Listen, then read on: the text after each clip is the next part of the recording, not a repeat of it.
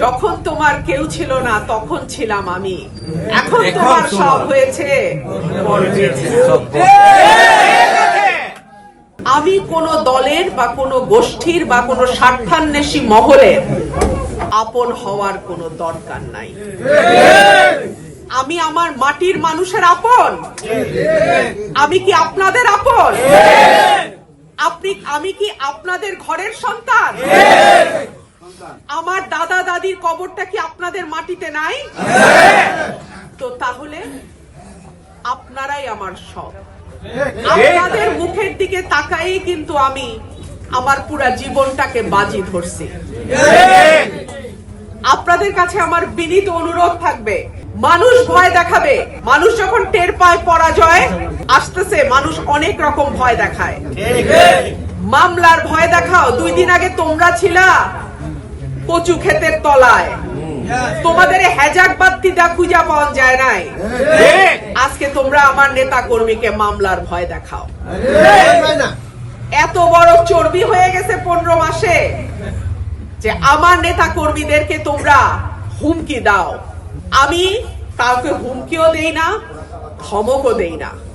তবে বিনীতভাবে বলি, আমার একটা কর্মীর গায়েও যদি একটা পশম কেউ ধরার সাহস করে, তার জবাব তাকে আমার কাছে দিয়ে যাইতে হবে।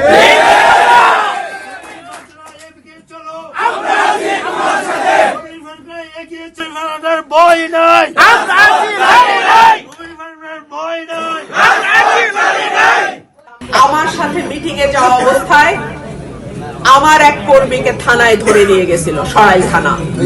আপনারা অনেকেই জানেন আমি মধ্যরাত পর্যন্ত থানার বাইরে বৈশা থাইকা ওই ছেলেকে ছুটায় নিয়ে গেছিলাম।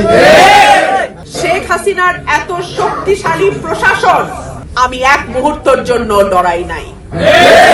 আর এখন অন্তর্বর্তীকালীন সরকার, তাদের ওয়াদা হচ্ছে সুষ্ঠু নির্বাচন।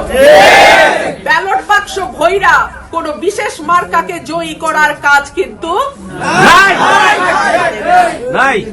সুতরাং এই সরকারের সময় কোন স্বতন্ত্র প্রার্থীর কর্মীর গায়ে একটা টোকা দেওয়ার আগে আমার মতন প্রার্থীকে জবাব দিয়ে যাইতে হবে ইনশাআল্লাহ। প্রিয় ভাইরা আমার, নির্বাচনের আর মাত্র 1 মাস বাকি। আরএফএল এসডব্লিউআর পাইপি মাপে যা বলে তাই দেয়। RFL SWR pipe and fittings. এতটা দিন আপনারা আমার সঙ্গে কষ্ট করেছেন। আপনারা আমার পাশে না থাকলে আমার সাহস হতো না একলা একলা দাঁড়ানো। আমি কোন গোষ্ঠীর মতন বেঈমান না। খাওয়ার পরে মুখ মুছে উঠে যাওয়ার কালচারও আমি আমার পরিবার থেকে শিখি নাই। যেই পাতে আমি ভাত খাই আর আমাকে যে খাওয়ায় তাকে সম্মান করাই আমার পরিবারের শিক্ষা। সুতরাং এই নির্বাচন একদিনের নির্বাচন না। এই নির্বাচন ঠিক করবে আগামী 5 বছর আপনারা ভালো থাকবেন নাকি অন্য কারো তাবেদারি করে আপনাদের থাকতে হবে। এই নির্বাচন ঠিক করবে সরাইল আশুগঞ্জের মানুষের রায় জয়লাভ করবে নাকি অন্য কারো ইশারা জয়লাভ করবে। এই নির্বাচন ঠিক করবে এই 2 উপজেলার মালিকানা এই 2 উপজেলার মানুষের হাতে আছে নাকি নাই।